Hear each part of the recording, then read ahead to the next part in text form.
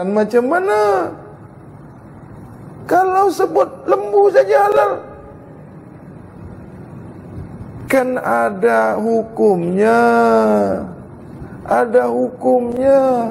Al-Quran ini kepada orang yang berfikir. Ada bab kesucian. Tai lembu tu, yang dalam perut lembu tu halal juga. Sampai lembu pun cakap dengan member dia, dengan kawan dia, lembu, apa bro? Aku pelik lah tengok manusia ni. Kenapa kau pelik? Kita ni tak pernah makan manusia ni kan? Iya bro.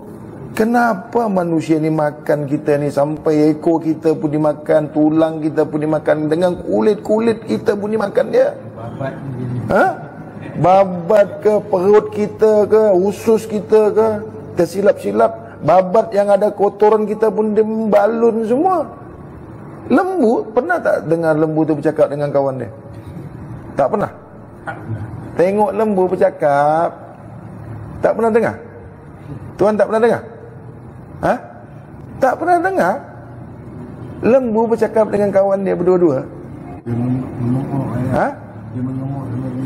Aku pun tak pernah dengar juga. Ingat aku pernah dengar lembu bercakap ke? Tak pernah juga. Ini macam mana ni bang? Kenapa ini tak boleh makan? Kenapa ini boleh makan? Untuk apa Allah jadikan ni semua? Allah bagi akal ke tidak? Jadi kalau cakap semua ni dibagi Allah untuk dimakan, di mana akal kita manusia ni? Macam binatang lah kita ni. Binatang pun punya rasa, binatang pun punya akal. Apa buktinya haiwan tu ada akal? Tengok kuda, pernah makan daging tak? Macam mana kuda tu? Kuat ke tidak? Orang tak makan daging lah. Kalau ada kuda makan daging, itu kuda murtad. Kau tahu tak? Kuda murtad yang makan daging. Tak tahu diri. Kuda saja boleh pandai. Kuda pandai pilih makan. Tak nak dia makan yang bukan makanannya. Itu kuda, haiwan. Kau manusia, malas cakap lah. Nanti kau cakap aku ni marah pula. Hitung kuat ni apa? Hitung kuat. Kuasa enjin, orang panggil apa? Kuasa kuda. Horsepower. Mana ada makan daging? Siapa cakap makan sayur ni tak kuat? Tu kuda tu. Itu kan kuda, kita ni manusia. Kau pun sama, balol. Itu tamsil, ilmu. Manusia ni yang kena tai pun dimakan dia. Kena tai. Apa tu kena tai? Itu perut lembu tu. Isi perut lembu tu dimakan juga. Pipe tai tu, usus. Itu kan pipe tai. Itu yang tepi tandas tu apa tu? Yang tepi tandas tu sop eko. Aduh, eko aku pun kau makan, kata lembu tu. Tak ada kerja lain. Memang haiwan ternak tu boleh dimakan. Makanlah sebagian haiwan ternak kamu. Ada kaedahnya. Sembelih baik-baik, buang darahnya, bersihkan darahnya, pisahkan darahnya. Sesungguhnya darah itu haram. Di dalam yang halal itu terdapat yang haram. Di dalam yang haram itu ada halalnya. Ini berpisah. Pisahkan dia. Jangan kau campurkan yang hak dengan yang batil. Kotor darah kamu. Sesungguhnya yang kau makan dan yang kau minum itu menjadi darah dan daging. Kau jadikan tubuh kamu, jasad kamu dari darah yang kotor, dari pemakanan yang kotor. Otak kau pun kotor. Tahu otak yang kotor? Maksiat. Berfikir yang maksiat.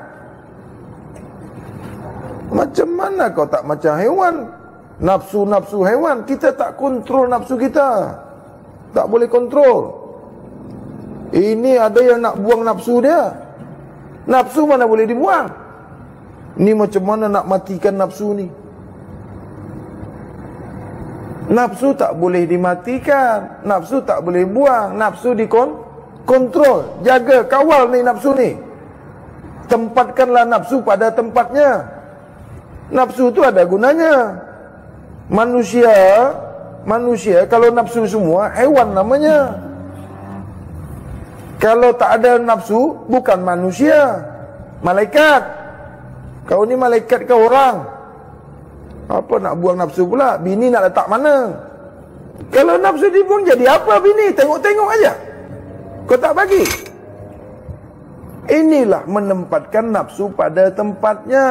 Filsafat ni, filsuf daripada agama ni, membenarkan yang benar, membetulkan yang betul, menyalahkan yang salah. Salahkanlah yang salah pada tempat yang salah, betulkanlah yang betul pada tempat yang betul. Kotoran tu, kotoran najis tu, kalau letak atas meja ni, kotor tak? Kalau letak atas pokok? Letak atas pokok? Baca. Apanya yang salah? Ini najis, tai kau letak dalam perut kau. Makanan yang bercampur najis, tak pandai pilih. Cakap orang juga. Nasib orang kaki dua, kalau empat pun kau makan juga orang. Kaum Hawas, pandai. Kaum Hawas ni pandai, cerdik, bermartabat. Manusia yang bermartabat, Hawasul Hawas ni tinggi derajatnya, mencapai tahapan insan kamil mughamil. Khalifatullah, pergi ke hutan tak dimakan harimau, pergi belayar tak akan karam, naik kapal terbang tak akan jatuh, naik kereta tak akan langgar punya, sebab Allah jamin. Di dalam surat At-Tariq ayat 4, tiada satu jiwa pun melainkan ada yang menjaganya. Manusia ni tak boleh binasa, manusia ni tak boleh celaka. Tidak akan celaka manusia ni, sebab ada penjaganya, ada yang menjaganya. Tak boleh celaka, tak boleh cedera.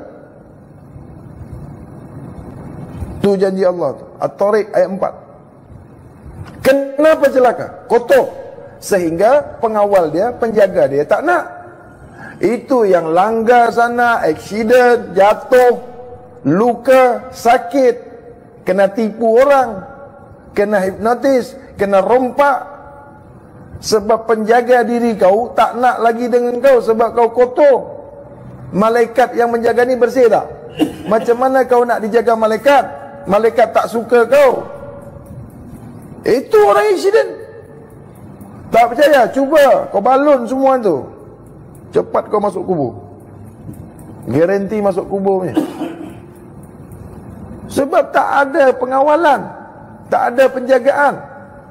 Di surah At-Tariq ayat 4, tiadalah satu jiwa pun melainkan ada yang menjaganya. Oh, kita orang tak guna ayat tu. Pengajian dia tak guna ayat tu, tak apalah, kau guna ayat Fir'aun aja. Kenapa bab kesucian ni tak diajarkan guru? Mengapa boleh jadi guru tak tahu bab ni? Sebelum solat, suci tak? Sebelum puasa, mesti su? Sebelum berwuduk, mesti su? Sebelum pergi tanah suci? Nak pergi tanah suci tak suci? Nak pergi solat tak suci? Nak sembahyang tak suci? Nak puasa tak suci? Kita panggil, Allah panggil kita pergi tanah suci. Pergi tanah suci, masuk rumah yang suci, panggilan yang suci. Bolehkah dapat panggilan yang maha suci kalau tak suci? Boleh? Bolehkah yang maha suci panggil yang bukan suci? Bolehkah yang tak suci pergi ke rumah yang suci? Ini haji. Macam-macam terjadi kan dekat tanah suci itu kan. Ada yang lumpuh, ada yang stroke, mati pun banyak. Sebab tak tahu diri. Dia ingat dia pergi tanah suci itu macam pergi rumah mak mentua je, bawa rendang. Kau ingat pergi tanah suci itu pergi